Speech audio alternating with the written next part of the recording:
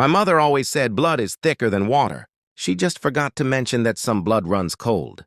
I am a 33-year-old man, and for as long as I can remember, my Uncle Daniel treated me like a second son. He taught me how to fix cars, helped me get my first job, and always said I was the only one in the family who had real drive. My cousin Ethan, his son, was the opposite. Spoiled, lazy, and constantly in trouble. But my uncle always defended him. After high school, I worked in Daniel's auto shop. I showed up early, stayed late, learned every skill he taught me. Business grew fast because customers trusted me. Ethan avoided real work and spent his time racing cars his father bought for him. Still, Daniel kept saying Ethan would take over someday.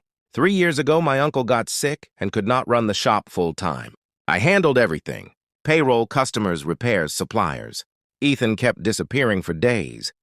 I never said a word.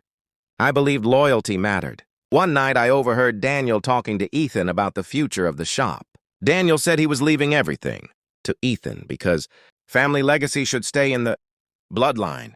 Ethan laughed and said, "Good. I don't want him getting ideas." He meant me. I felt punched in the gut. 16 years of loyalty, and I was still the outsider. I did not confront them. Instead, I prepared, quietly. Most customers came to the shop because of me. They trusted my work.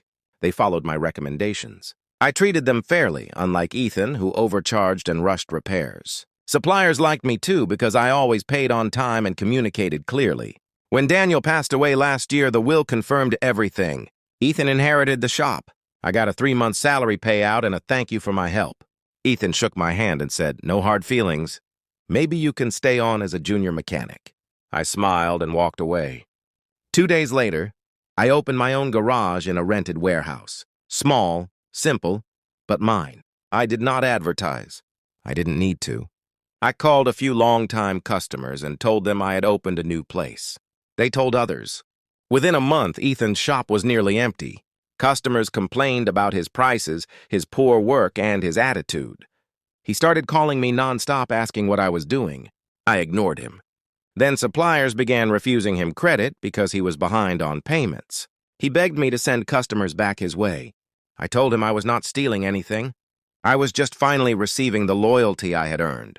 6 months later, he sold the shop for far less than it was worth. The new owner came to me and asked if I wanted to merge with him. I declined. My own business was booming.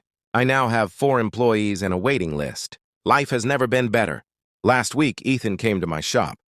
He asked if I could give him a job. He said he finally understood how much work I used to do. He said he wished he had appreciated me.